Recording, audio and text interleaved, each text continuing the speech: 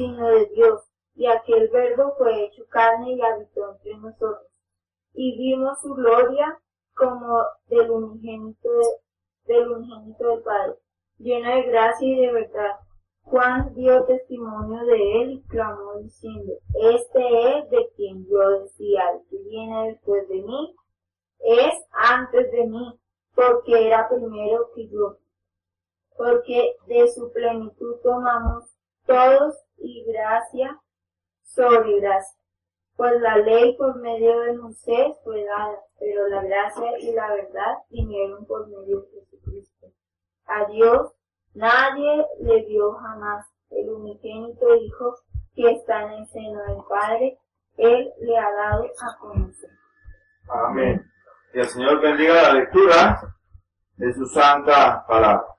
Bien, comenzamos también dando la bienvenida esta mañana a los nuevos visitantes, al doctor Gordillo y su señora. Sea dada la bienvenida esta mañana, démosles una bienvenida, un aplauso de bienvenida. Bien, queremos hablar también de la reunión de oración todos los miércoles a las 7 de la noche. ¿Por qué? Porque estamos comenzando, esto es un pequeño retoño, ¿no?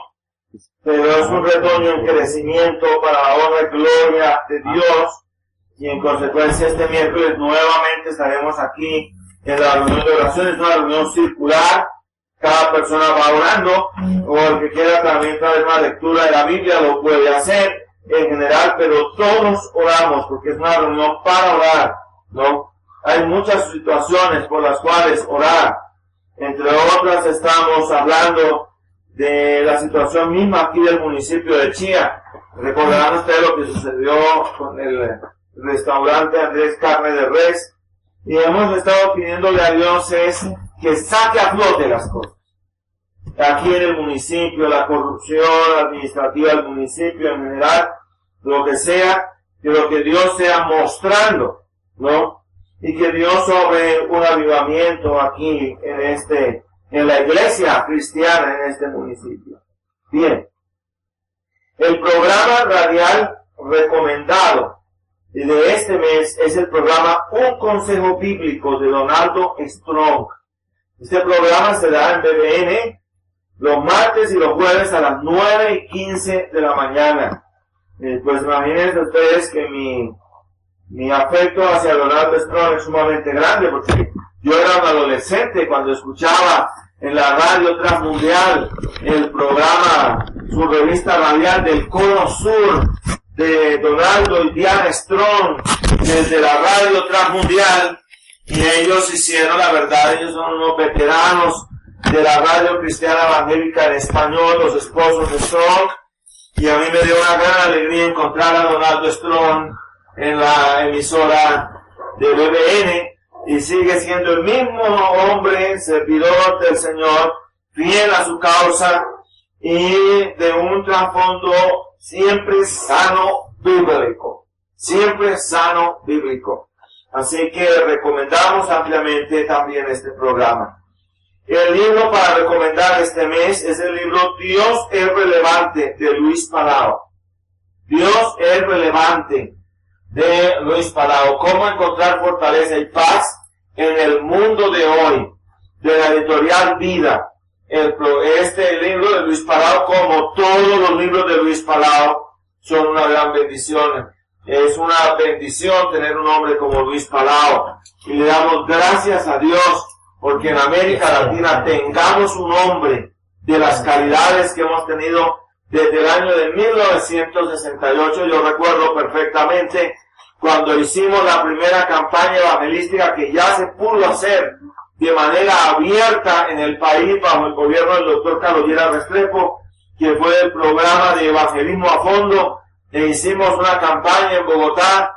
Yo tenía en ese momento 5 años, recuerdo mucho los pantalones cortos y el frío que hacía, cuando hicimos esa caminata desde la Plaza de Toros de Santa María, y nos dirigimos hacia la Plaza de Bolívar. Éramos alrededor de 20,000 personas ya, y estuvimos tan contentos, y allí predicó Luis Palau su primer sermón como evangelista, y don Patricio Simes oró consagrándolo como evangelista. Y ha sido un hombre fiel. Sus libros son una cosa sana, bíblica, siempre de buen talante. Entonces debo por eso decirlo, Luis Palau es una bendición. ¿Sabe que en ese tiempo Palau era de copastor de la iglesia de la Alianza Cristiana y Misionera en Cali? Se ganaba un salario mínimo. Eso es lo que se ganaba como pastor aquí, un salario mínimo. Luis Palau. Esa es de las historias interesantes de este hombre de Dios. Hay una película recomendada en promedio, se llama Entre las sombras de la vida de C.S. Lewis, por Richard Attenborough como director de la película. La queremos recomendar para que ustedes en un momento dado, con beneficio del inventario, la puedan ver. La página web, vamos a recomendar una página web, y una página web que recomendamos de verdad, es la página www.obrerofiel.com. Esta página es una página riquísima, yo también aspiro a enriquecerme de esta página y a verme de muchos otros elementos. Queremos también anunciarles que ahora tenemos una emisora nueva cristiana por internet. El doctor Gordillo le voy a pedir que se ponga de pie, él es el fundador de la emisora. Y él nos va a hacer un breve resumen de cuál es el proyecto en sí de la emisora. Se llama Nexus, y Nexus Estéreo, y le están llegando contactos incluso de Alemania, otros contactos que vienen creo de Rusia, algo así, y entonces es como muy alentadora esa noticia. Cuéntenos, doctor. Gracias, pastor. Bueno, pues Nexus es una emisora que fundamos especialmente para los jóvenes, que tiene música 24 horas, música cristiana, sin interrupciones, y tenemos devocionales por las mañanas con autorización de los pastores o de las personas que nos han cedido sus devocionales. La fundamos hace aproximadamente como un mes. En este momento tenemos 250 oyentes en todo el mundo. Más de 250, ¿cuántos van? 900. Bueno, es que no va a ser complejo. En Alemania, Rusia, Suecia, en Perú, en Estocolmo, es que no sabemos por qué. Digamos que la ventaja del internet es que uno digamos esto es mundial, ¿no? O sea, uno lo puede escuchar en cualquier lugar del mundo.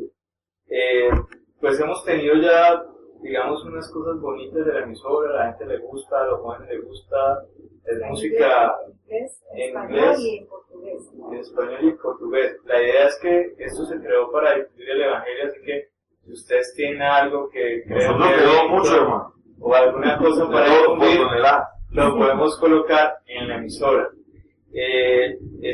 Lo pueden ubicar en nexusestereo.blogspot.com. Pero pues igual ahorita al final les damos los datos para que la bajen. Ya mandamos a hacer unas tarjeticas, pero no van a entregar. Mandamos a hacer unas tarjeticas pues para entregar en las diferentes congregaciones.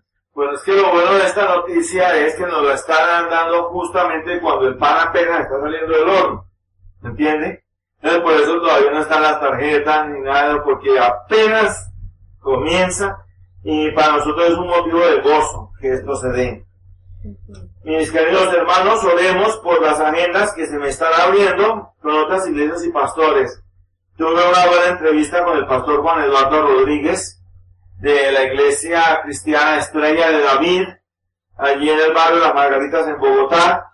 Estoy citado para el viernes 13 de diciembre para dar una corta charla sobre la armadura del cristiano, pero va a ser solamente de hora y 15 minutos. Yo le dije que entonces yo no podía dar sino solamente así unos brochazos muy generales, ¿no? Pero por allí vamos a comenzar, porque allí en esa iglesia planeamos, ojalá para el mes de febrero, dar un primer seminario sobre la historia del cristianismo evangélico en Colombia, ¿no? Entonces yo pues en eso sí tengo muy afilado mis arneses desde hace mucho tiempo, y quiero mostrar muchas cosas que les va a llamar mucho la atención a más de 4, ¿no? Que esta es la realidad histórica. Bien, vamos a ir al texto áureo. Vamos a ir al texto de Lucas, del capítulo 2. Lucas el capítulo 2, ese es el versículo que vamos a estar memorizando este mes. Lucas capítulo 2, versículos 10 al 12, en la Reina Valera. Usamos la Reina Valera por su precisión en traducción, en primer lugar, y en segundo lugar porque su estilo se presta mucho para la memorización. Amén. Entonces vamos a leer y vamos a memorizar este texto. Amén. Lucas el capítulo 2, versículos 10 al 12. Leámoslo todos a viva voz. Pero el ángel les dijo: no temáis, porque os doy nuevas de gran gozo, que será para todo el pueblo, que os ha nacido hoy en la ciudad de David un Salvador, que es Cristo el Señor. Esto os servirá de señal: hallaréis al niño envuelto en pañales, acostado en un pesebre. Lucas 2, del 10 al 12. Volvamos. Pero el ángel les dijo: no temáis, porque he aquí os doy nuevas de gran gozo, que será para todo el pueblo, que os ha nacido hoy en la ciudad de David un Salvador, que es Cristo el Señor. Y esto os servirá de señal: hallaréis al niño envuelto en pañales, acostado en un pesebre. Volvamos a recitar. Pero el ángel les dijo: no temáis, porque he aquí os doy nuevas de gran gozo, que será para todo el pueblo, que os ha nacido hoy en la ciudad de David un Salvador, que es Cristo el Señor. Esto os servirá de señal: hallaréis al niño envuelto en pañales, acostado en un pesebre. Amén. Bendito sea el Señor. Lucas 2, del 10 al 12. Bien. Vamos a ir ahora a esta sección que yo llamo de actualidades. Norcorea y la Iglesia Cristiana Evangélica Norcoreana. Aquí hay muchas cosas que nos van a sorprender. En enero, esto se está grabando, ¿cierto? Se está entrando.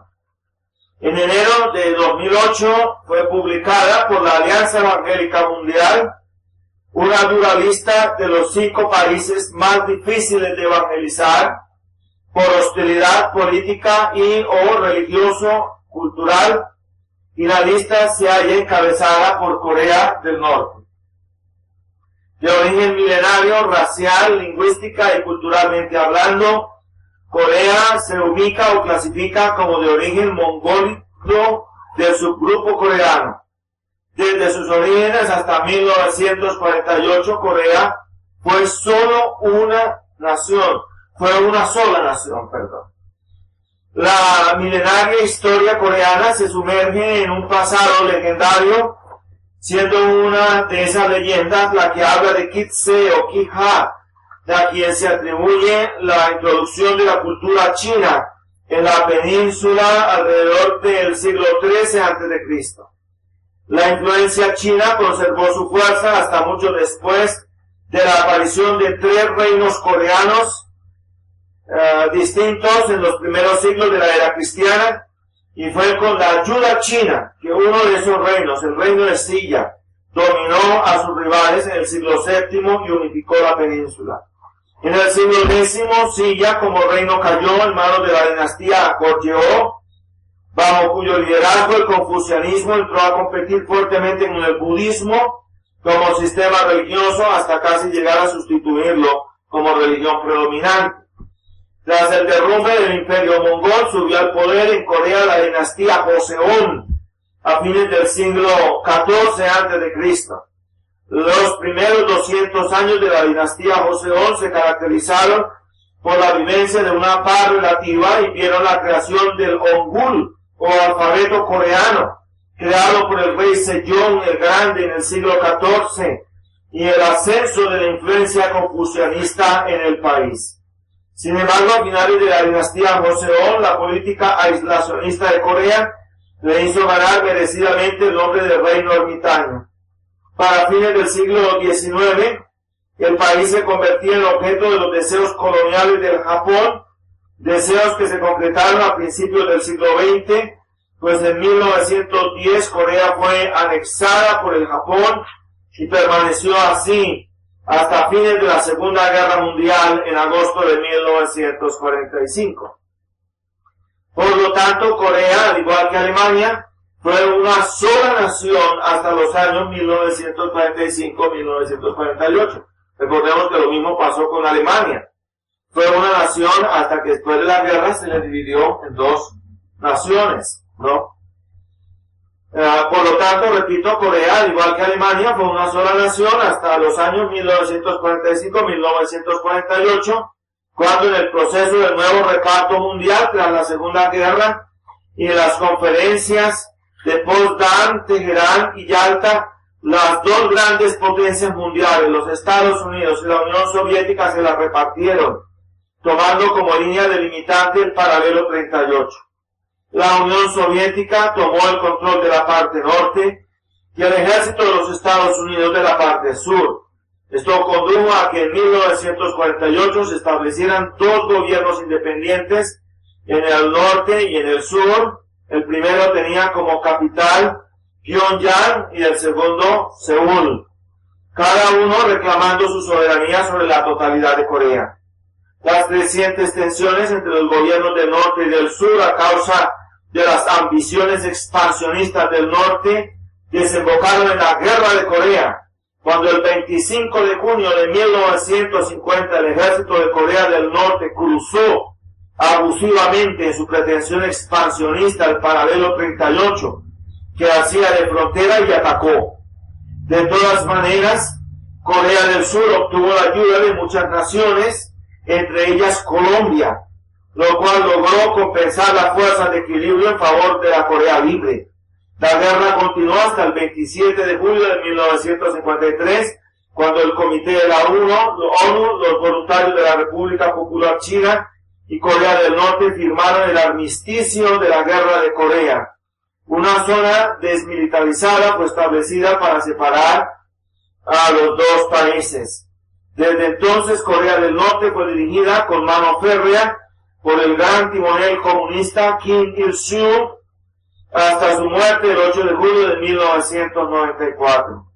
Después, el 8 de octubre de 1997, su hijo Kim Jong-il, como auténtico heredero del poder, fue nombrado secretario general del Partido Comunista Coreano. En 1998 fue nombrado presidente de la Comisión Nacional de Defensa y su posición fue declarada como el cargo más alto del Estado. Generalmente las relaciones internacionales mejoraron. Incluso hubo una cumbre norte-sur histórica en junio del año 2000. Sin embargo, las tensiones han vuelto a hacerse visibles con la reanudación por parte de Corea del Norte por su programa de armas nucleares. Entre tanto, Corea del Sur, país de libertades, ha venido a tener un gran crecimiento en todos los órdenes. El Evangelio se ha diseminado en dicha nación ampliamente hasta llegar a ser casi el 50% ya de la población de Corea. La primera ministra es cristiana y Corea del Sur es hoy por hoy una de las naciones más prósperas de Asia y del mundo. En lo relacionado con la influencia cristiana en Corea, hemos de decir que el cristianismo fue sembrado en Corea por los mismos coreanos y no por misioneros extranjeros anglosajones, como muchos supondrían. Los contactos misioneros anteriores fueron solo periféricos.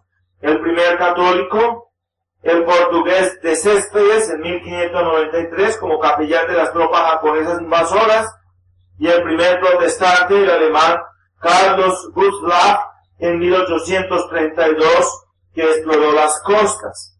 No fue sino hasta que el patriota coreano Lee Sun-yun regresó en 1784, fines del siglo XVIII, ya bautizado, de una visita a la misión ex jesuita portuguesa de Pekín, que el catolicismo comenzó a extenderse entre los coreanos. En los siguientes 100 años, a pesar de grandes persecuciones, 4 en total, la Iglesia Católica Romana era todavía un movimiento clandestino y creció hasta tener como 17.500 miembros. El primer misionero católico foráneo fue un chino, el sacerdote jesuita James Chow, en 1794, seguido en 1835 por el sacerdote jesuita francés Pierre Maubert de la Sociedad Misionera de París. También el protestantismo fue introducido por coreanos. Un año antes de la llegada, en 1884, el primer misionero protestante o cristiano evangélico residente, un coreano convertido de los misioneros escoceses en Manchuria, el patriota Sun Yang-jun, introdujo porciones bíblicas en coreano a la aún cerrada y totalitarista Corea y reunió secretamente el primer grupo coreano de creyentes protestantes. Luego vinieron los misioneros, primero un médico presbiteriano, el doctor Horacio Allen, y en 1885 dos clérigos, el doctor Underwood, presbiteriano, y el doctor Appen Siller, metodista. Y el pionero en la apertura de Corea del Norte fue el reverendo Moffat. Y fue en el norte de Corea que se vio un mayor crecimiento de la iglesia, especialmente después de 1895, reforzado y avivado después por el gran despertar de 1906-1907. Hacia 1910 los protestantes habían ganado en número de 167,000 creyentes y eran superiores al catolicismo romano. Los metodistas y presbiterianos cooperaban con un acuerdo de comité, pero el crecimiento fue mayor en las zonas presbiterianas y que seguían el plan Nervius, una estrategia misionera que enfatizaba las clases de Biblia para todos los cristianos, testigos laicos, autosostenimiento y autogobierno. La iglesia presbiteriana coreana se organizó como cuerpo independiente en 1907. La iglesia metodista coreana, por su parte, lo hizo en 1930. Otras denominaciones importantes allí son los anglicanos, 1890, los adventistas, 1903, la Iglesia de Santidad de la Sociedad Misionera Oriental, 1907, y el Ejército de Salvación, 1907 también. Los bautistas del sur hicieron también su concurso, reavivando la obra después de la Segunda Guerra Mundial. La anexión de Corea por Japón en 1910 produjo vejámenes para la Iglesia, que culminó con una abierta persecución contra los cristianos en la década de 1930, cuando rehusaron las exigencias del gobierno de ocupación de participar en ceremonias shintoístas propias de los japoneses. Pero al mismo tiempo la identificación de los cristianos con el movimiento coreano de independencia ganó respeto en todo el país, y una creciente red de hospitales y universidades cristianas amplió el testimonio cristiano. El final de la Segunda Guerra Mundial abrió un segundo periodo de crecimiento eclesial que no pudo ser obstaculizado ni siquiera por los desastrosos cismas eclesiásticos de la década de 1950, la división del país ni la invasión comunista. Tan cierto era este avivamiento coreano, especialmente en el norte, que en el Asia Oriental, Pyongyang era conocida como la Jerusalén Oriental. Para ese año, el 13% de la población de lo que hoy es Norcorea era cristiana, y había una libertad religiosa a pesar de la mayoría budista y confucionista tradicional de aquel entonces. Pero vino el manto comunista, la cortina de hierro, y hoy, según el estimativo de la ONU, el promedio de la población de Norcorea es de 24 millones de personas y solo el 2% son cristianos, 480,000. De ellos, una manada muy pequeña ha logrado salir de la nación con vida y éxito. El gobierno es 100% dictatorial comunista en aras de la llamada dictadura del proletariado.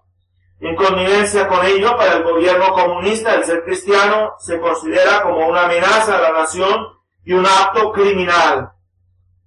Las conversiones están prohibidas. Los cristianos que son encontrados profesando su fe son expuestos al arresto, la tortura y la muerte. Por eso, naturalmente, la clandestinidad de la vivencia de su fe. Tienen muy pocas Biblias guardadas bajo riguroso secreto, pues el gobierno las decomisa, las desaparece y tiene prohibida la posesión de ellas. Como una cortina de humo o mascarada engañosa para los incautos, la libertad religiosa se garantiza en la Constitución. Pero eso es solo una engañifa, pues el Estado patrocina el ateísmo marxista con caracteres absolutistas, lo que hace que realmente la libertad de culto sea solamente letra muerta. En la actualidad, las iglesias evangélicas o protestantes de Corea del Sur, Japón y la China viven muy pendientes de la obra en Corea del Norte y de la situación de los hermanos allí. Entonces este es un motivo por el cual debemos nosotros orar. Y este es nuestro más vivo anhelo, orar por la iglesia de Norcorea, que debe ser objeto de nuestras oraciones en este mes de diciembre, mes de Navidad. Así que vamos a orar, y vamos a orar esta ocasión, en primer lugar, por Corea del Norte y la iglesia norcoreana perseguida. Vamos a orar por el proceso electoral colombiano para la presidencia de la República, el Congreso y el Parlamento andino, porque ya se acerca este año que va a ser electoral, para que Dios obre según sea su santa voluntad y que tengamos paz para la predicación del Evangelio. Que Él sea poniendo a quien sea el presidente de la República, el Congreso y también los que representen a Colombia en el Parlamento andino. Vamos a orar por el departamento de Bolívar y su capital, la preciosa Cartagena. Y digo la preciosa Cartagena porque realmente nosotros como nación somos la que tenemos el privilegio de tener una ciudad tan hermosa, tan bella como es Cartagena, que es una ciudad que se ha venido a menos lentamente, pero era la capital de la antigua provincia de Cartagena. Imagínense ustedes, toda la Cartagena se llamaba la Boca de Sudamérica, y lo era con toda propiedad, porque por Cartagena salía todo, incluso hasta la plata que venía desde el Cerro de Potosí en Bolivia. Todo eso era transportado por la cordillera de los Andes, y era en Cartagena que se llegaba a embarcar toda esa riqueza. Por Cartagena entraba y salía todo el comercio y la administración y las comunicaciones españolas. Cartagena fue realmente una ciudad formidable. Después capital del Estado Soberano de Bolívar, hoy reducida en mucho a menos como capital sencillamente del departamento. Luego te oraremos por la provincia cundinamarquesa de Sabana Centro. Vamos a seguir orando por Venezuela y la crisis venezolana y la Iglesia Cristiana Evangélica Venezolana, porque la situación allí es crítica.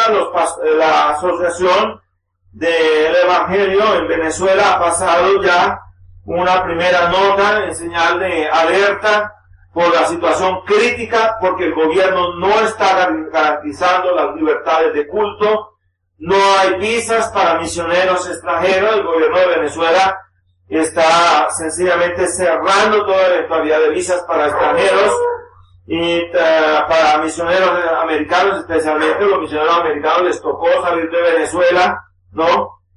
Y por eso debemos orar por la Iglesia Evangélica en Venezuela, por DBN en Colombia y Bolivia, y por nuestra comunidad Círculo Cristiano Bíblico. Voy a pedirle en esta ocasión a nuestra hermana Nubia que pase adelante y nos colabore con esta palabra de oración por esta lista que tenemos aquí de peticiones, porque debemos orar por la iglesia en todo el mundo. Amén. Padre, Señor, gracias por este día, gracias por esta oportunidad. Sí, sí. Nos permites estar aquí reunidos en medio de los pastores para venir a buscar lo que te sientes.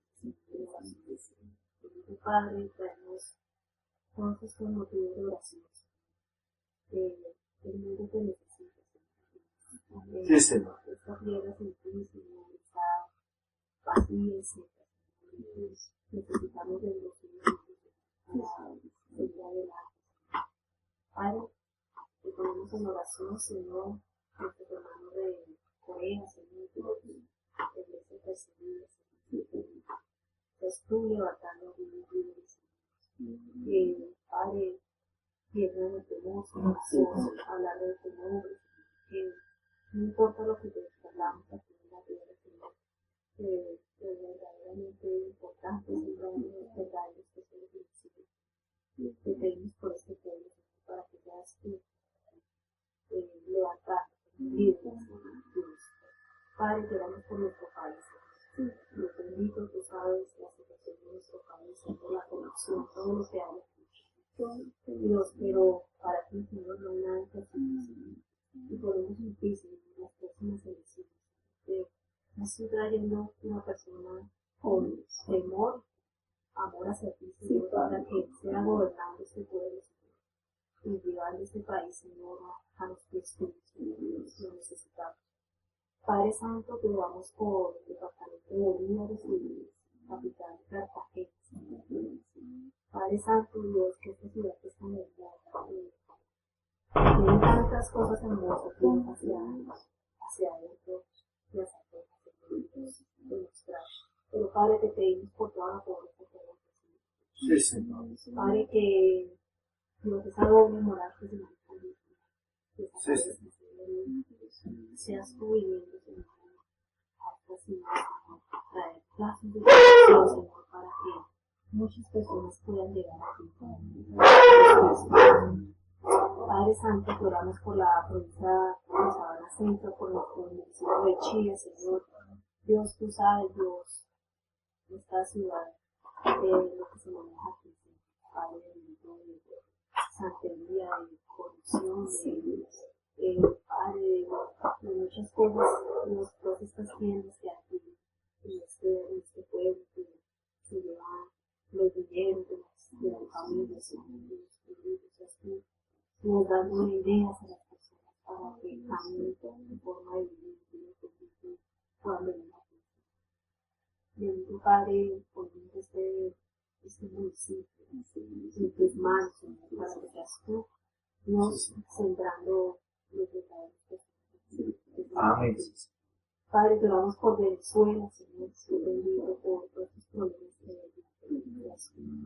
Dios, trayendo la paz a este país, Señor, Dios, llevándote toda mala idea, Señor, toda índole de corrupción, Señor, toda santería, toda mala idea, Señor, de poder, Señor, en este país, Señor, con gobernantes allí, Señor, que levanten, que salten su nombre para la obra de la gloria de Dios.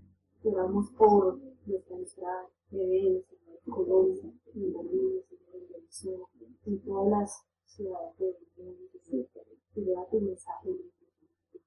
Gracias por esta mensaje, Señor, porque aquí se transmite el mensaje tuyo a los cuatro vientos, sin temor, sin temor. Padre Santo, te damos por nuestro círculo cristiano bíblico, Señor. Seas tú levantando esa congregación para la honra y la gloria de Dios. Amén, Señor.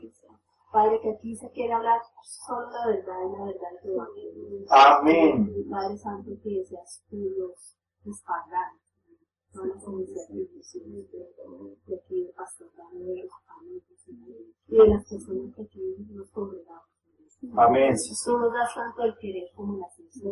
Amén, Señor. Danos, Señor, sabiduría para poder llevar el evangelio a todo este pueblo de Chile, a toda comunidad, Señor, que estés prohibido, Señor.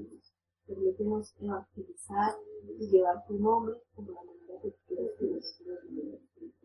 Te alabamos, Señor, te bendecimos, te damos gracias y te damos gracias por esta nueva emisora y en nuestro hermano, Señor, de esta pareja, Dios, que quiera hacer la obra, Señor. Bendito Padre, respáldanos, Señor. Dios, tú eres el cielo, tú eres la tierra, tú eres el aire, Señor, y que a través del internet, Señor, se pueda expandir todo aquello a todas las naciones y a todas las personas. Te alabamos y te bendecimos en el nombre poderoso de Jesús. Amén. Bendito sea el nombre del Señor. Vamos a entonar algunos otros himnos navideños en esta ocasión. Vamos a mirar el número 8 que está ahí en nuestro, ¿no? En Hebreos, el capítulo 1.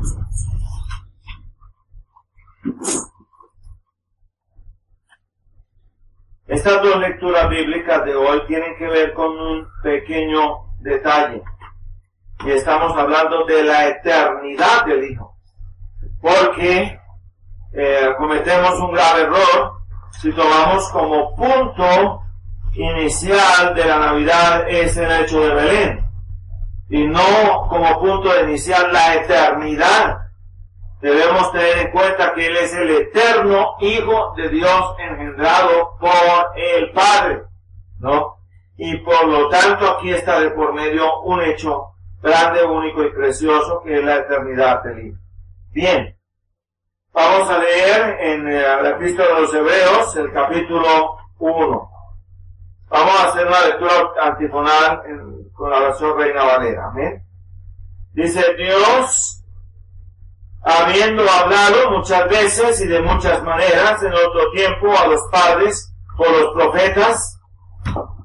El versículo 2, lectura antifonal. En estos postreros días nos han hablado por el Hijo, a quien constituyó heredero de todo, y por quien asimismo hizo el universo.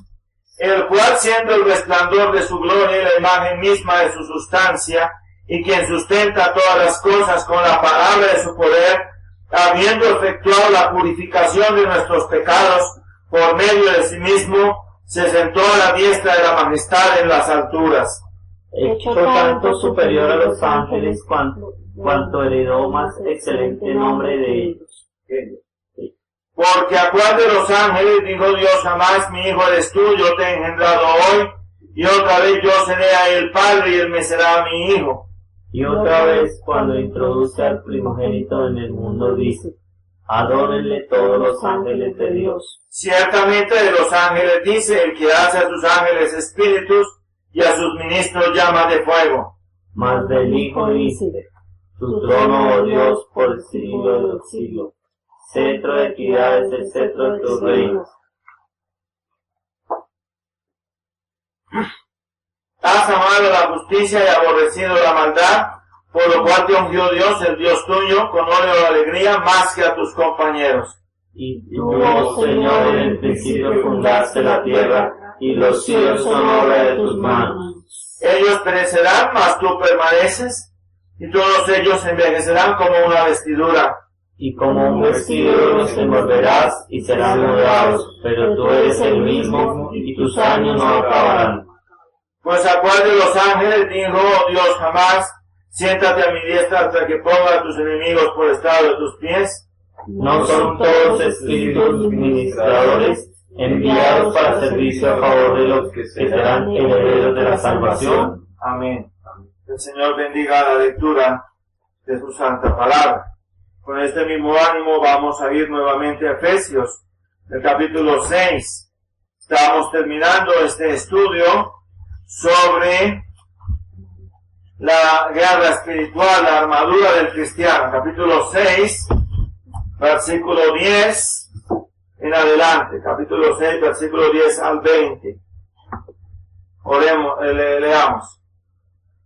Leámoslo todos a viva voz. Capítulo 6, versículo 10 al 20 en la Reina Valera. Amén. Amén. Por lo demás, hermanos míos, fortaleceos en el Señor y en el poder de su fuerza. Vestidos de toda la armadura de Dios para que podáis estar firmes contra las acechanzas del diablo. Porque no tenemos lucha contra sangre y carne, sino contra principados, contra potestades, contra los gobernadores de las tinieblas de este siglo, contra huestes espirituales de maldad en las regiones celestes. Por tanto, tomad toda la armadura de Dios para que podáis resistir en el día malo, y habiendo acabado todo, estar firmes. Estad pues firmes, ceñidos vuestros lomos con la verdad, y vestidos con la coraza de justicia, y calzados los pies con el apresto del evangelio de la paz. Sobre todo, tomad el escudo de la fe, con que podáis apagar todos los dardos de fuego del maligno, y tomar el yelmo de la salvación y la espada del Espíritu, que es la palabra de Dios, orando en todo tiempo con toda oración y súplica del Espíritu, y liberando en ello con toda perseverancia y súplica por todos los santos, y por mí, a fin de al abrir mi boca, que sea la palabra, para dar a conocer con denuedo el misterio del Evangelio, por lo cual soy embajador en cadenas, que con denuedo hable de él, como debo hablar. Amén. Bendito sea el Señor. Padre, te damos gracias por la lectura de esta tu palabra y el estudio de ella. Gracias, Señor, te damos por todas tus bondades y tus misericordias para con nosotros. Te pedimos, Señor, que al abrir, Señor, este estudio esta mañana, nuestras mentes y corazones también sean abiertos para ver la verdad y dar una confesión fiel y firme de Cristo, en el nombre de Jesús. Gracias, Señor. Amén y amén. Muy bien. Nosotros hemos estado en este estudio comparativo, progresivo, de la palabra del Señor en Efesios del capítulo 6, versículos 10 al 20, lo que tiene que ver con la armadura del cristiano. Yo quiero acompañar esto con esta versión comparativa del consenso de traducción idiomática de la Sagrada Escritura a nuestro idioma español.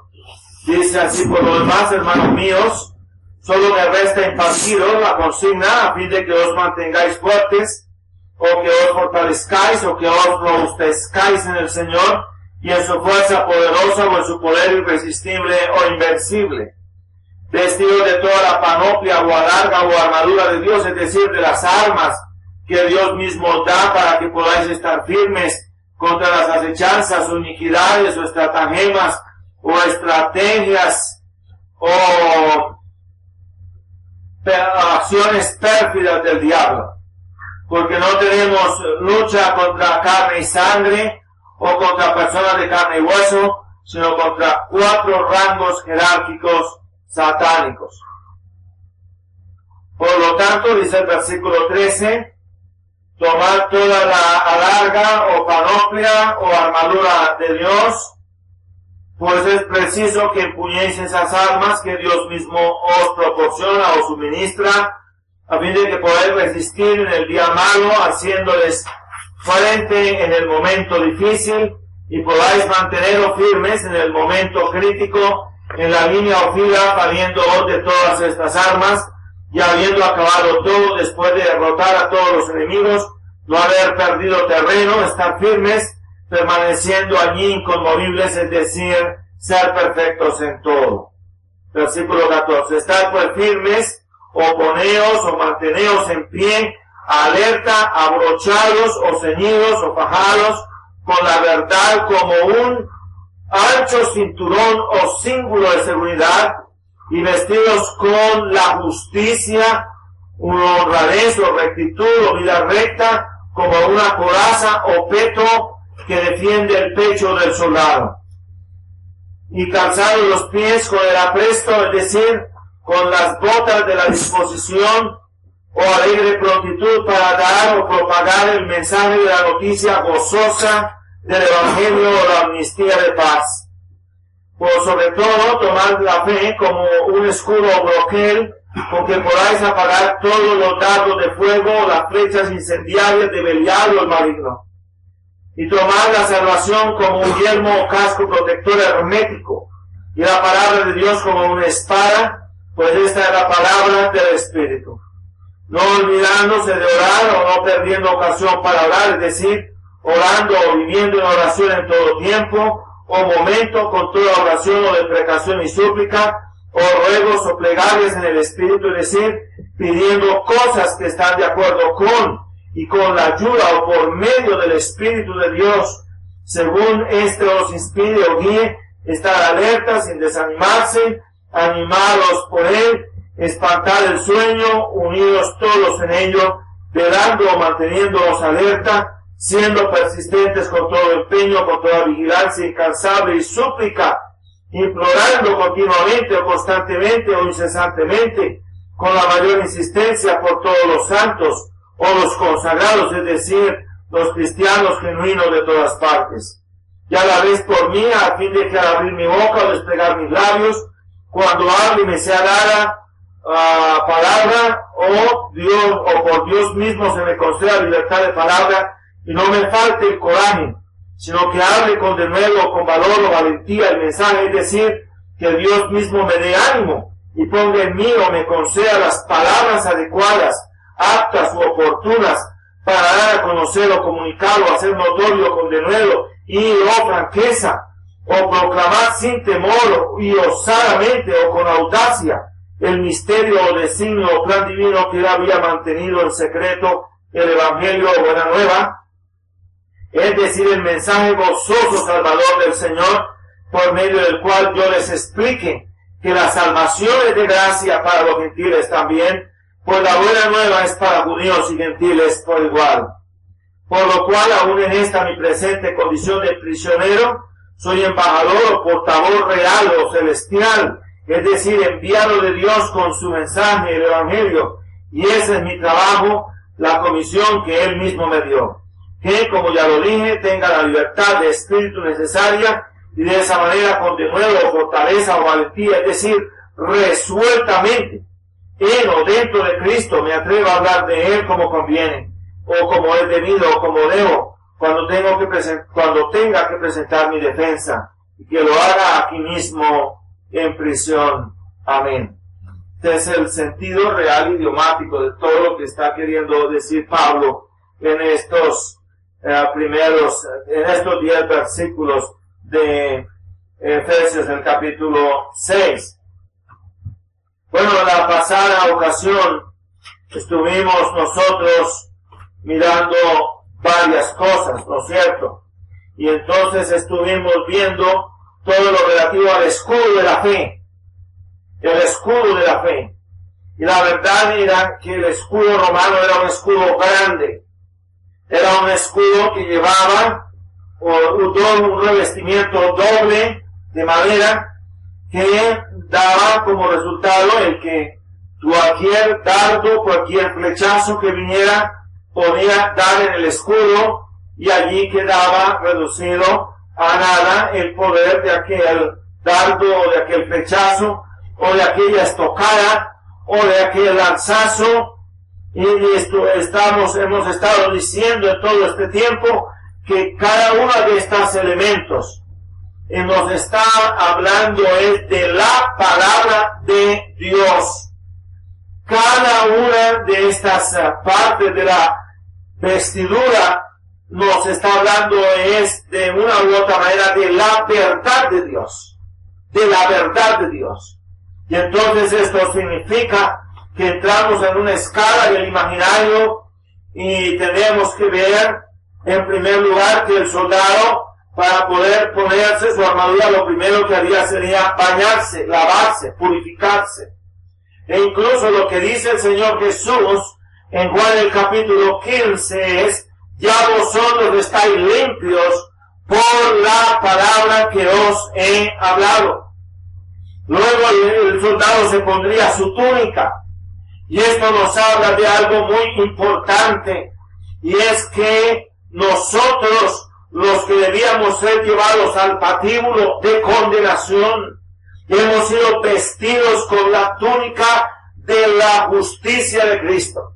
Recordamos que en los tribunales griegos, el reo, para ser objeto del fallo del tribunal, era desnudado, puesto al desnudo, y si era hallado culpable, se le ponía una túnica negra, pero si era hallado inocente, se le ponía una túnica blanca, y era objeto de las felicitaciones.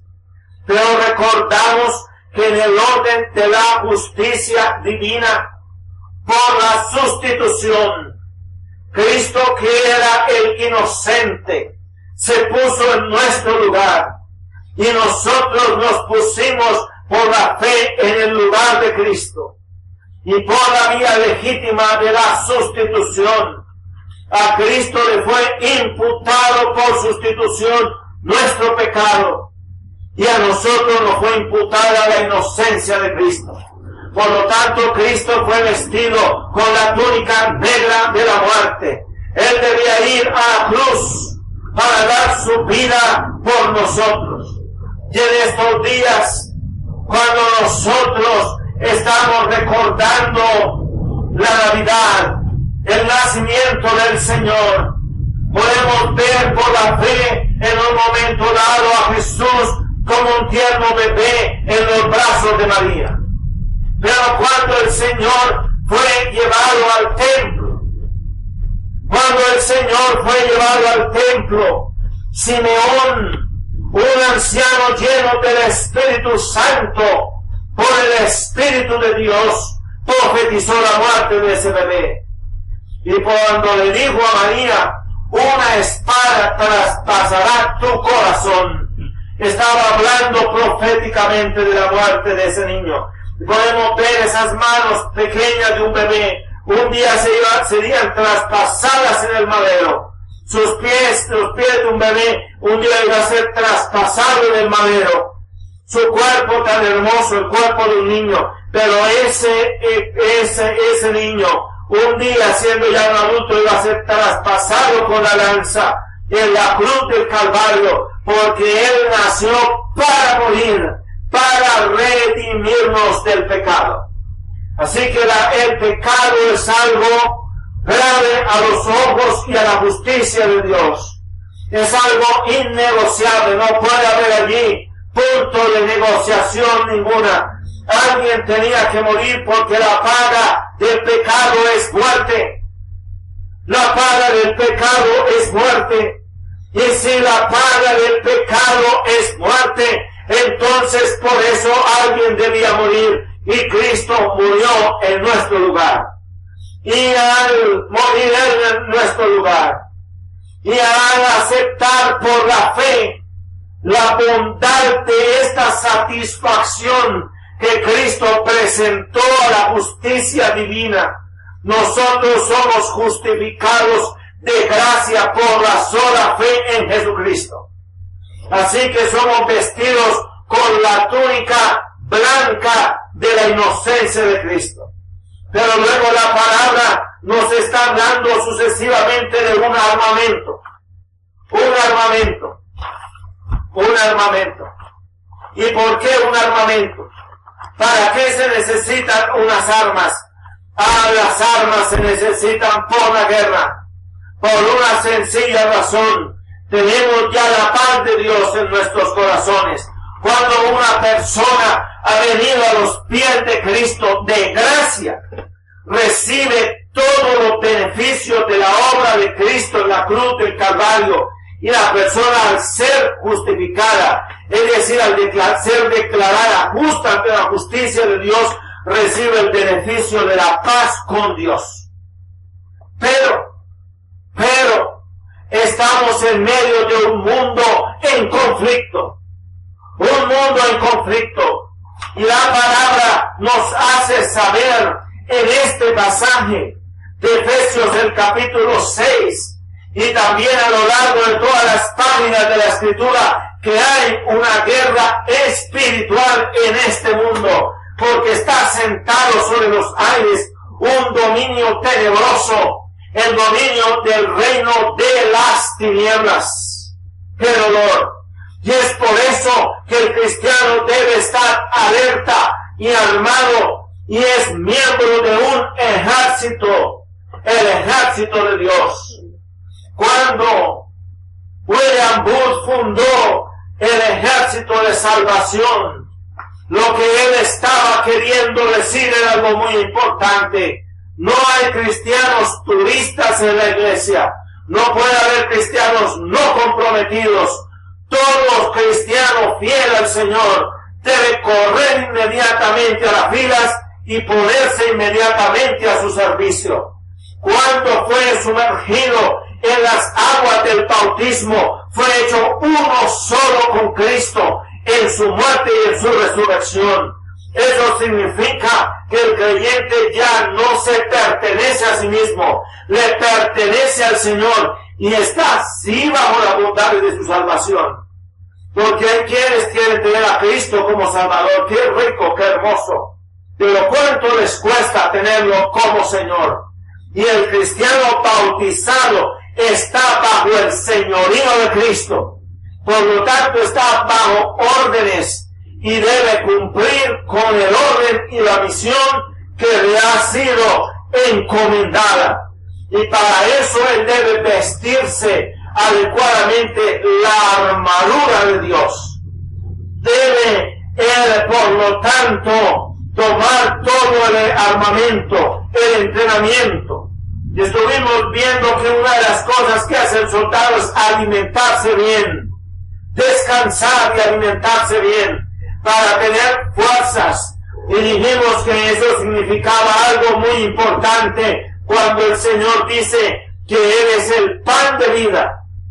Eso significa que el creyente se alimenta de Cristo. Noten eso. Que hay una bandera. El soldado debe estar bajo banderas. Eso significa que hay un norte y es el norte, la consigna que Cristo da. Que Cristo da. Ahora, vimos una primera pieza que fue el cinturón de la verdad de Dios. La verdad de Dios por la Biblia, la palabra. Y esa verdad es el ancho cinturón que ciñe toda la vestidura. A un lado del cinturón está la vaina que lleva la espada. Noten que es el cinturón de la verdad que nos ciñe. Y luego eso significa que toda la vida del creyente, toda, debe estar ceñida por la Biblia, la palabra de Dios. Luego estuvimos viendo la coraza de justicia. Porque luego no es suficiente la túnica de la justicia de Cristo. Esto es algo necesario en el sentido de una relación interior con Dios. Por causa de la comunión con Él. Pero hay otra dimensión de la justificación por la fe, que es la guerra espiritual. Y una de las cosas que va a querer hacer el enemigo es atacar la entraña, el ser interior del creyente. Va a querer atacar y darle con dardo vivo en el corazón. Y cuando estamos hablando del corazón, estamos hablando de las emociones del creyente. La palabra de Dios lo que dice con respecto al corazón es: hijo mío, sobre toda cosa guarda tu corazón, porque de él mana la vida. Noten eso. Guarda tu corazón. Y dice: ¿con qué limpiará el joven su camino? Con guardar tu palabra. El Salmo 119. Y el Salmo 119 también es claro cuando dice: en mi corazón, noten, he guardado tus dichos para no pecar contra ti. Quiere decir que nuestro corazón, nuestro ser interior, en el área de nuestros sentimientos, emociones e impulsos, debe ser lleno de la palabra de Dios. Debe ser guardado, alimentado, nutrido nuestro ser interior con la palabra de Dios. Y entonces esto significa algo. Si hay algo que va a tratar de bombardear el diablo contra el cristiano, es la seguridad de su salvación. Y el cristiano va a tener que responder aquí en la misma medida en que el creyente se nutre más de la Biblia, la palabra de Dios, en esa misma proporción, su fe es fortalecida, la coraza de justicia se hace real en su vida, la verdad de Dios lo cubre como una coraza de justicia, de tal manera que al golpe rudo y fuerte de la lanza del diablo, de la espada de Satanás, va a estar allí la coraza de Dios, la verdad fuerte con el cual el creyente va a poder defenderse de las acciones, de las embestidas de pecado del diablo. La vez pasada estuvimos viendo que hay tres enemigos del creyente. Lo estuvimos viendo. Si el diablo, el mundo y la carne. Quiere decir que como creyentes debemos saber que estamos al mismo tiempo dando fuego contra tres frentes diferentes. Es una lucha difícil, es una lucha intensa, tres frentes nos están atacando. Debemos atacar al mismo tiempo hacia los tres frentes. Entonces se requiere que el creyente tenga seguridad de su salvación, que tenga firmeza y sepa quién es su Señor. Una profunda fe en esto. Luego estuvimos viendo el escudo de la fe, o sea, la fe como un escudo que protege nuestras vidas de los dardos de fuego del enemigo. Y estuvimos viendo, entre otras cosas, los dardos del racionalismo, los dardos del escepticismo, de filosofías, de ideologías, de humanismo, de idiosincrasias culturales, de pensamientos que el enemigo bombardea nuestras mentes para hacernos sentir derrotados. Todo esto nosotros lo estuvimos viendo en su respectivo orden. Luego estuvimos hablando del yelmo de la salvación. Una de las cosas que el enemigo quiere atacar y a las cuales tira con más audacia es a nuestras mentes. Y por eso hablábamos de nutrir también nuestra mente con la palabra de Dios. Eso es lo que quiere decir el yelmo de la salvación. Que nuestra mente sea saturada con lo que es limpio, con lo que es santo.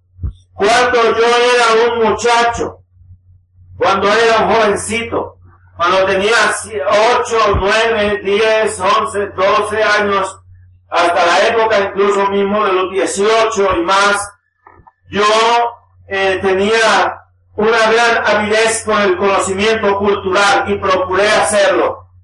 Y me sucede que llegaba un primo mío y él llegaba trayéndome así un fárrago de libros de literatura. Yo leía de todo, ¿no? Así que yo por él en mucho y también por la biblioteca de mi papá, yo leí muchísimo a Anton Chekhov, ¿no? Y leía a León Tolstoy, Crimen y Castigo, es una obra maravillosa. Y a Fedor Dostoyevsky, esas son obras realmente de una hermosura, sobre todo Crimen y Castigo, que es una obra de fe, porque es de la fe de Tolstoy. Es una cosa realmente maravillosa. Pero también leí muchas obras de Albert Camus, leí mucho de las obras también de Franz Kafka, y también llegué a leer a Jean-Paul Sartre, que fue de obras realmente que hoy considero fueron nauseabundas, ¿no? Y la Biblia dice que lo que los hombres tienen por sublime, para Dios es abominación. Para Dios es abominación. Y en consecuencia, leía mucho. Hoy soy más selectivo para mis lecturas. Soy mucho más selectivo, porque allí estoy exponiendo algo que es mi mente. Mi mente. No puedo olvidar el regocijo que me causó en mucho y que me causa siempre la lectura del Quijote de la Mancha. Es una obra que yo recomiendo. Yo no sé, para mí hubo una época en la cual era imposible que hubiera unas personas que no se hubiera leído el Quijote de la Mancha, ¿no? La leía con en un sentido de encanto, del fruto de la hermosura de esa obra, como también de las obras de Luis de Góngora y Argote y de las obras de los escritores españoles que son de una pluma magnífica, ¿no es cierto? Las obras de García Márquez, me las leí, yo recuerdo que me leí como 4 veces, me leí 100 años de soledad. 4 veces me leí 100 años de soledad. La hojarasca. El coronel no tiene quien escriba. Ay, me parecía una cosa de intenso pesar esa obra. Pero estaba mostrando las realidades de Colombia. Años después me vengo a enterar que él va a escribir esa obra en París, cuando él había sido enviado como corresponsal del periódico El Espectador, pero la dictadura del general Gustavo Rojas Pinilla cerró el periódico y se quedó el pobre García Márquez esperando su chequecito mensual en París y pasando hambre y pasando necesidad y con los zapatos rotos, pasando el invierno en París, cruzando el puente de Saint-Michel. Se acordó de su abuelo, nunca voy a olvidar ese detalle, esperando su abuelo el cheque de la pensión como coronel que fue de la guerra de los 1000 días, y nunca llegaba el dichoso cheque. Y entonces fue cuando tuvo el atino de correr hacia su casa en medio del hambre, porque pasaba hambre. García Márquez la pasó, y ir a escribir: el coronel no tiene quien le escriba, ¿no? Pero eran obras en mucho buenas, otras no tanto, ¿no? Pero uno debe cuidar sus lecturas, cuidar la mente, qué películas ve, qué música escucha, qué diálogos escucha y qué diálogos no escucha. Hay personas con las cuales es mejor tener una relación de lejos, porque nos va a minar la cabeza con chismografía y cosas que no son. Va a estar gastando nuestra mente, va a estar gastando nuestro corazón, y es mejor decirle prudentemente: hasta aquí, ¿qué hubo? Y chao, porque no tengo tiempo para este tipo de cosas, porque debo cuidar ¿qué? Mi mente. La vez pasada nosotros estuvimos diciendo que cuando los Estados Unidos entró a la Segunda Guerra Mundial en diciembre de 1942, no había disparado los Estados Unidos un tiro de revólver en el territorio de Europa, y los nazis ya dijeron: no vencieron. ¿Dónde fueron derrotados entonces los nazis? En su mente fueron vencidos. Así que cuando nosotros estamos hablando de la mente, estamos hablando de algo que es muy importante: la mente. Uno de los elementos claves para un ejército es la moral. Y si la moral del ejército está en el suelo, tenemos una derrota segura, porque la moral está en el suelo. ¿Por qué? Porque la mente del soldado ya está derrotada. La mente de las tropas ya está derrotada. Allí es donde se cultiva la victoria o la derrota. Incluso, como decía Jorge Washington Carver, para mí la adversidad es solo un nuevo reto y una nueva oportunidad. No veo las adversidades como adversidades, las veo como oportunidades. Y esto significa una mentalidad de victoria. Si mi mente está en Cristo, en la victoria de Cristo, yo veré las cosas por la fe, y la veré en victoria. Nosotros dijimos la vez pasada, con respecto a nuestra mente, espiritualmente hablando, 3 cosas. Lo primero es que la Biblia dice que Satanás entenebreció la mente de los incrédulos. La mente del mundo incrédulo está entenebrecida. Y uno dice: ¿por qué no entienden? Porque sus mentes están entenebrecidas. Esto es lo que dice la palabra en 2 de Corintios, en el capítulo 4, el versículo 4, que el Dios de este siglo entenebreció la mente de los incrédulos para que no le resplandezca la luz del Evangelio. Y dijimos que el sentido es el de una fosa, el de una bóveda, donde es introducido el catafalco de un muerto, ¿no? Y la bóveda es cerrada, sellada, de tal manera que allí no entra luz ninguna, porque queda en absoluta oscuridad. Y esa es la condición del mundo sin Cristo. De allí la necesidad de que nuestro ministerio sea respaldado con el Espíritu Santo de Dios. Porque no es la habilidad humana la que obra en las mentes y corazones de las personas. No es la elocuencia del orador, de ninguna manera. Es el poder del Espíritu Santo. Diríamos, es que para tener un avivamiento necesitamos tener la elocuencia de Carlos Spurgeon, tener la elocuencia del gran Carlos Spurgeon. Pero el avivamiento de 1904, ya hacía alrededor de 8 años que había muerto Spurgeon, y Dios puso fue a un tatareto llamado Evan Roberts a predicar la palabra. Y el avivamiento que Dios envió fue sumamente grande en Escocia.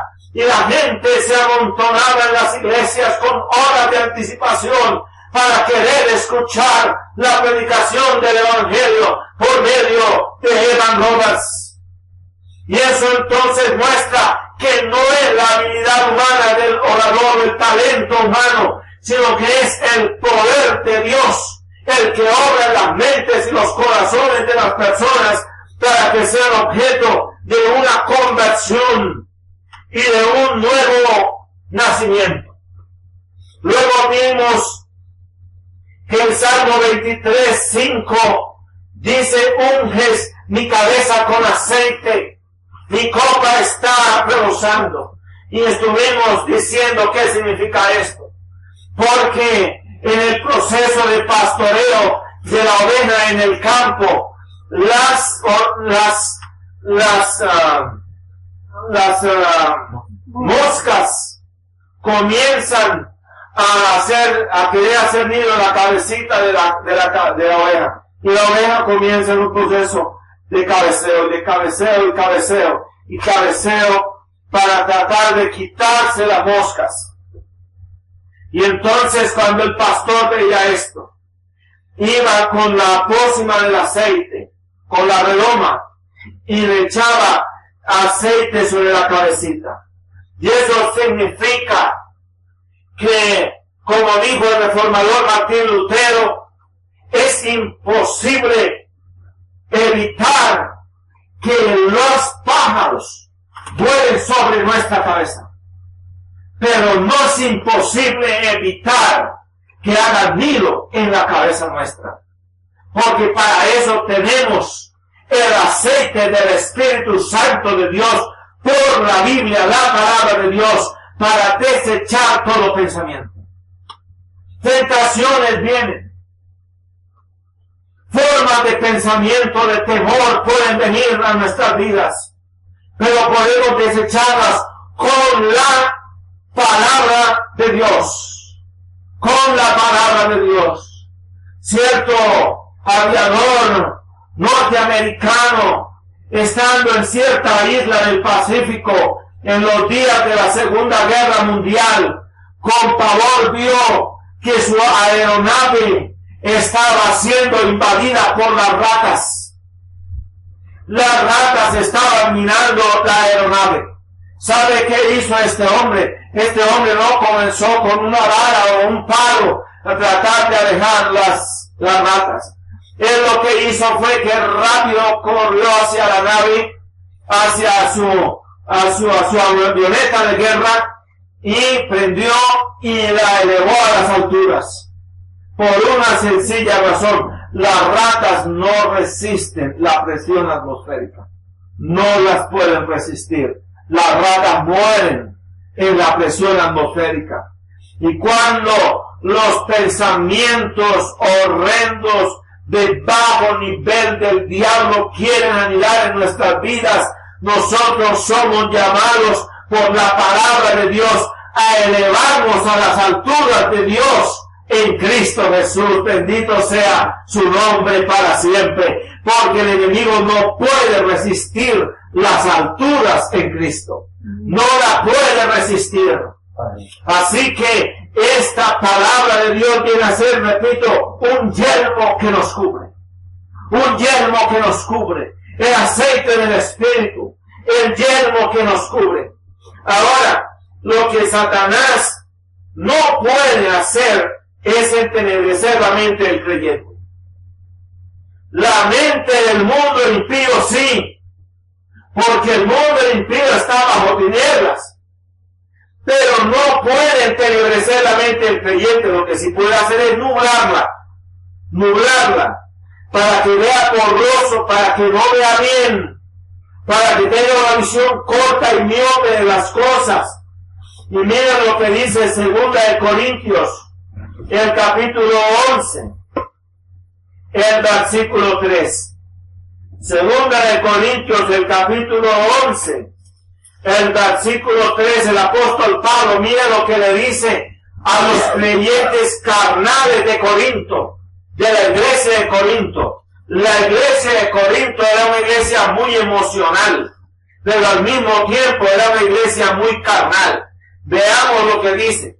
Pero temo que como la serpiente con su astucia engañó a Eva, vuestros sentidos sean de alguna manera extraviados, noten, de la sincera fidelidad a Cristo. Noten como dice en la Nueva Versión Internacional. Pero me temo que, así como la serpiente con su astucia engañó a Eva, los pensamientos de ustedes sean desviados de un compromiso puro y sincero a Cristo. Ojo con esto, que nuestros pensamientos pueden ser desviados. Y entonces, ¿yo en qué estoy gastando mi mente? ¿De qué la estoy llenando? De telenovelas que aumentan la novelería, pero no me nutren en algo espiritualmente. ¿De qué estoy llenando mi mente? Miremos de qué llenamos nuestra mente. Allí sabemos qué tenemos en nuestro corazón. Veamos qué habla la persona, sabremos qué hay en el corazón. Mente y corazón miran la persona de una u otra manera. Pero lo cierto en términos reales es que el creyente debe cultivar su mente para lo mejor, gastar su tiempo leyendo la Biblia, memorizándola, para nutrir su mente de Cristo, a fin de poder llevar una vida espiritual de mayor profundidad, de victoria, de saturación. Una leyenda islámica que dice que cuando Jesús llevaba su ministerio, era objeto de alabanza de unos y de contradicción de otros, pero que Jesús a todos les extendía su odre y les daba lo mismo, leche y miel. Y los discípulos le decían, ¿por qué a todos les da lo mismo? Y el Señor les contestaba, es porque es lo único que tengo y porque eso entonces es lo que doy, porque cada quien dará de lo que tiene. Y en consecuencia eso significa que si mi vida está llena de perfume, ¿qué dará mi vida? ¿Por qué aquella mujer que ungió a Jesús en Betania, por qué le llevó ese perfume costosísimo a Jesús? Porque su vida estaba llena ¿de qué? De perfume. Si mi mente y corazón están llenos de libertad, entonces ¿qué saldrá por mis labios, por mi vida? ¿Qué saldrá? Libertad. Si mi mente y corazón están llenos de luz y sabiduría, ¿qué saldrá de mi mente y mi corazón? Luz y sabiduría. Luz y sabiduría. Porque yo daré lo que yo tengo. De lo que yo tengo, de la profundidad de lo que hay en mi corazón y en mi mente, de eso es que yo daré a otros. Bendito sea el nombre del Señor. Hay entonces queda aquí finalmente algo que es la espada del Espíritu. Dice la espada del Espíritu, que es la palabra de Dios. Versículo 17. Dice, y tomad el yelmo de la salvación y la espada del Espíritu, que es la palabra de Dios. Otra vez, bajo la inspiración del Espíritu Santo, nos presenta aquí la palabra de Dios, es decir, la verdad celestial, como una eficaz arma de defensa contra el pecado y los embates del maligno. La verdad de Dios en su palabra es un arma ofensiva eficaz, una espada cortante y contundente que puede darnos una victoria definitiva en la avanzada. Lutero dijo que la Biblia es un arma cortante, contundente, que mata y da vida por ley y evangelio. Y lo que dice la palabra de Dios en el libro de Hebreos, el capítulo 4, el versículo 12, es lo siguiente: porque la palabra de Dios es viva y eficaz, y más cortante que toda espada de dos filos, y penetra hasta partir el alma y el espíritu, las coyunturas y los tuétanos, y discierne los pensamientos y las intenciones del corazón. Eso significa que la palabra de Dios penetra hasta lo más profundo del ser, hasta lo más profundo del ser. De allí el que debamos predicar la palabra de Dios como ella es, y por eso se debe predicar ley y evangelio. Ley es todo aquello en lo cual Dios se irgue como Señor de todo y juez de todo, y señala el pecado como pecado. Todo aquello de la Biblia que señala el señorío de Dios, su justicia y su santidad, que Él es inflexible con el pecado. Todo aquello que muestre la gravedad del pecado, que haga saltar nuestras conciencias es ley. Todo aquello en lo cual nosotros sintamos nuestro temor, todo aquello en lo cual nos sintamos leídos por la palabra de Dios es ley. Pero toda palabra que nos hable de promesa, evangelio, consolación, guía hacia Dios, que nos muestre el Dios de amor que nos puede perdonar si venimos a Él humillados, si venimos a Él contritos, honestos a su presencia. Eso es evangelio, es decir, buena nueva salvadora y santificadora de Dios en Cristo Jesús. Así que, repito, la Biblia es una espada cortante y contundente. Y el énfasis de Pablo aquí es la palabra dar, es decir, la confesada o citada con fe. Pues el verbo usado aquí no es logos, sino rema. Es decir, una cosa es la palabra de Dios como logos. Aquí está. Ahí puedo decir, esta es la Biblia, la palabra de Dios. Obra por sí sola, así, en mi biblioteca. ¿Puedo orar? No. El sentido de la palabra rema aquí es el sentido de la palabra que yo hablo para memorizarla, para digerirla, para alimentarme con ella, para hacerla real. Porque en un momento dado yo puedo levantarme y decir, estoy como muy desmayado, como tengo mucha hambre, tengo mucha necesidad de un alimento.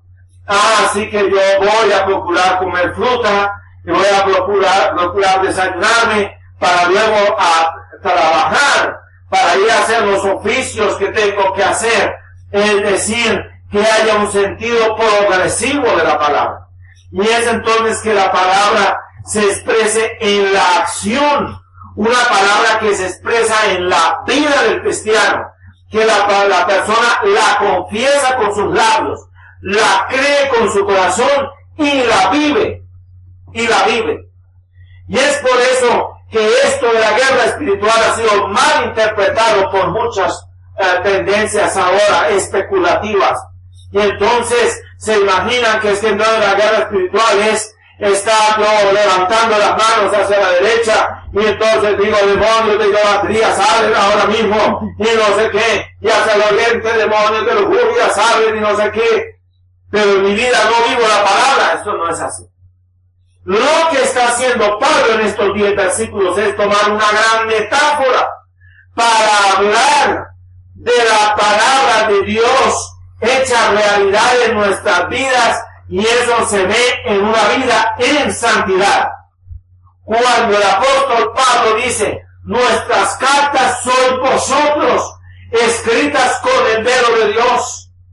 Nicolás de Lira, el gran místico europeo, define de la Edad Media, dijo con toda propiedad: Señor, que mi vida sea una hoja en blanco donde tu dedo escriba y donde muchos lean la verdad de Cristo.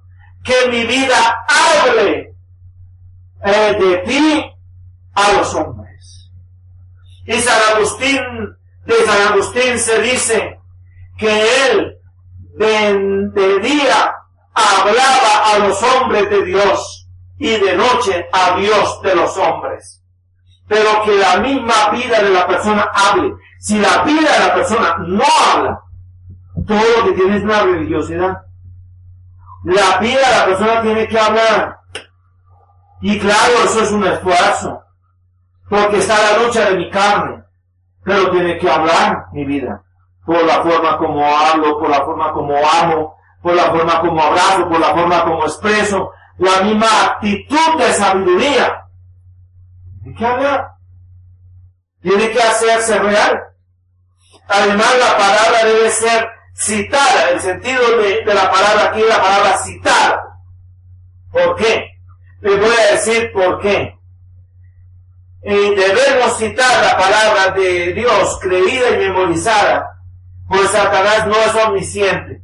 Es algo que tiene que notificarse en sana teología sistemática, bíblica.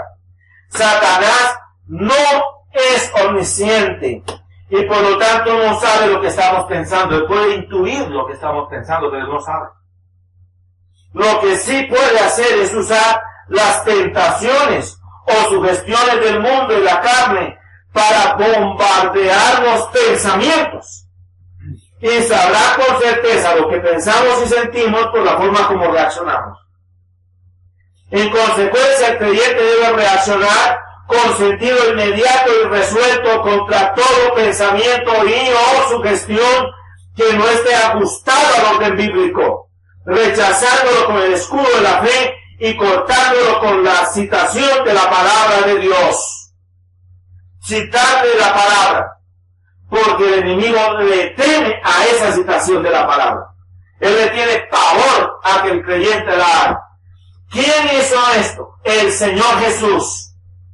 En Lucas, el capítulo 4, cuando vemos la tentación de Jesús, notaremos que a cada tentación del diablo, el Señor respondía era citándole la Escritura. Pero no es para citarla con un efecto mágico, sino la cito, ¿por qué? Porque estoy empuñando la palabra de Dios como una espada, porque la creo. ¿Por qué? Porque los guerreros antiguos tomaban esos espadones. Incluso hay espadas que llegaban a pesar hasta 20 kilos. Pero ¿por qué tomaban esos espadones?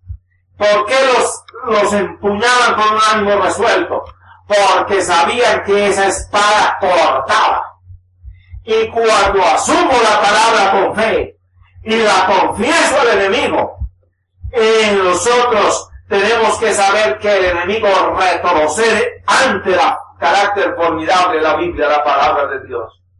El reformador Martín Lutero, de quien hablo con cierta frecuencia, solía pasar por épocas muy depresivas, por ataques verdaderos, reales del enemigo a su vida.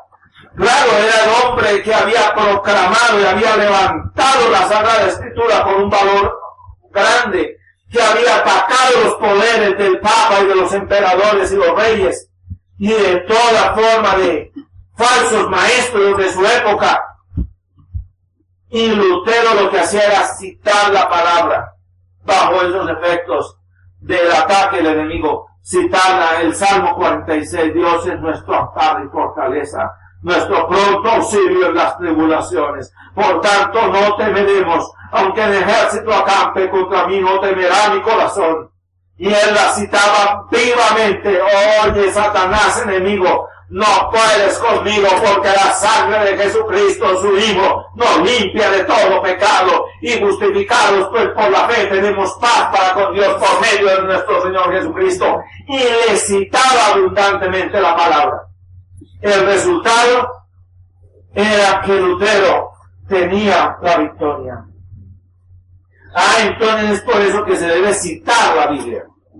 Por eso se debe memorizar, amarla, mire, introducirla. Un alto oficial español le dijo a un cadete que apenas entraba a la carrera militar, le dijo, este uniforme originalmente te pesará. Cuando yo entré el uniforme me pesaba mucho, era una nueva vida para mí.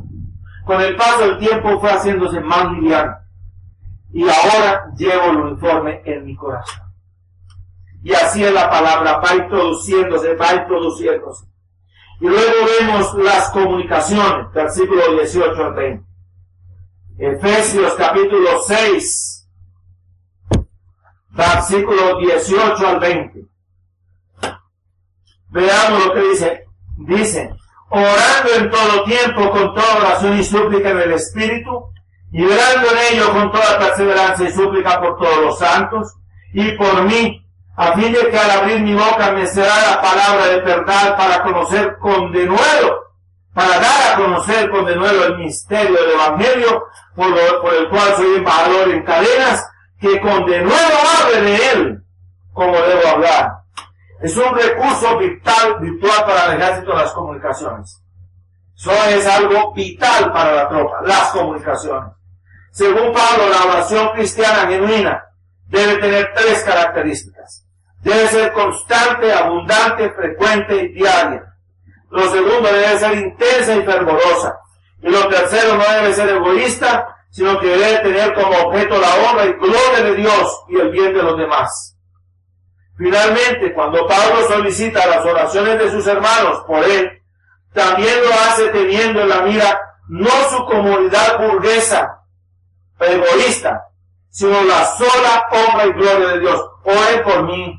No es oren por mí para que yo pueda tener esto y no sé qué, y tener buena posición social aquí en Roma. No. Para que yo pueda proclamar el Evangelio. Para que Dios sea honrado y glorificado a través de mi vida. ¿Quiénes son esos soldados que portan la armadura de Dios? Versículos 23 y 24. Dice que la paz sea con todos los hermanos y el amor que acompaña a la fe de Dios Padre y del Señor Jesucristo.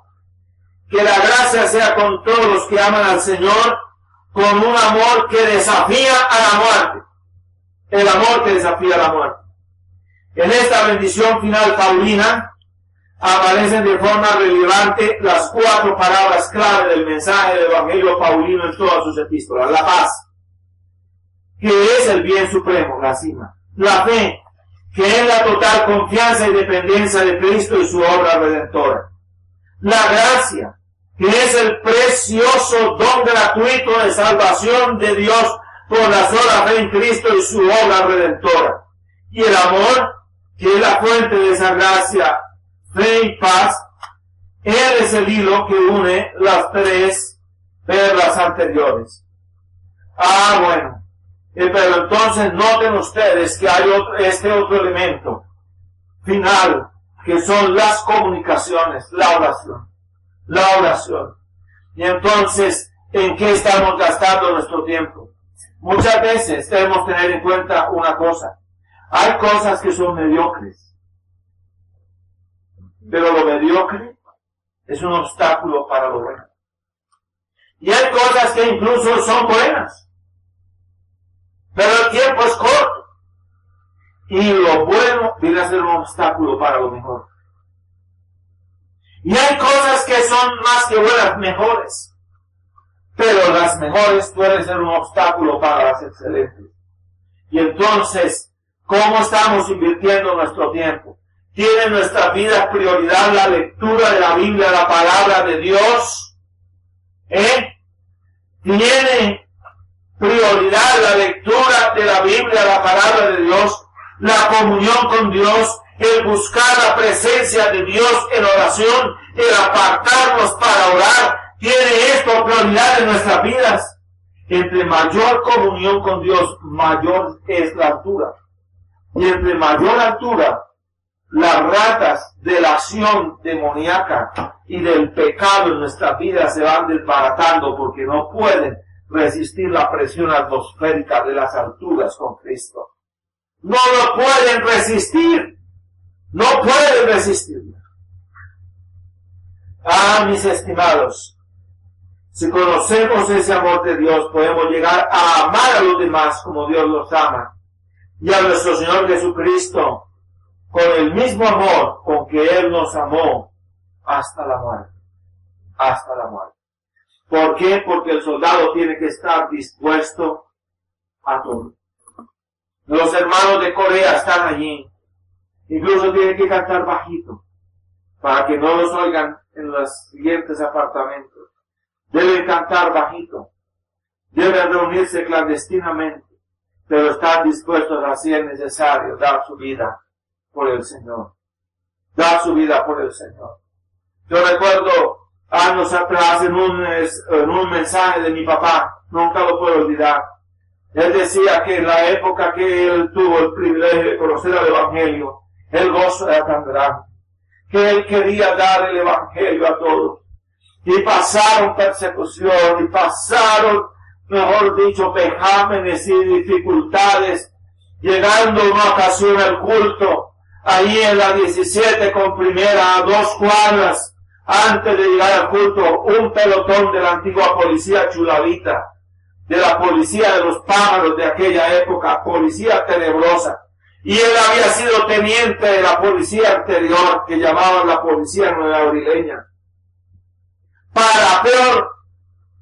Y uno de esos hombres que estaba allí lo identificó.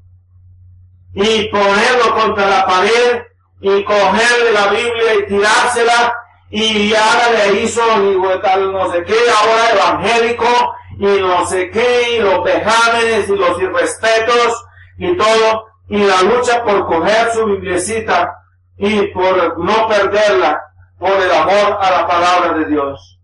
Y cómo sufrir esos vejámenes con gozo, cómo sufrir por el Señor con gozo. Y decía, ¿qué pasa con los cristianos de ahora?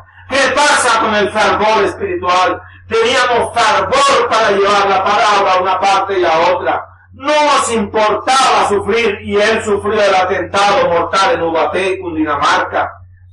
No les importaban los obstáculos, los machetes levantados, pero aún así se llevaba la palabra de Dios con gozo. Y con qué amor, dice, yo bebía, decía él, yo bebía con un deleite esa Biblia, esa palabra, era alimento para mi alma sedienta.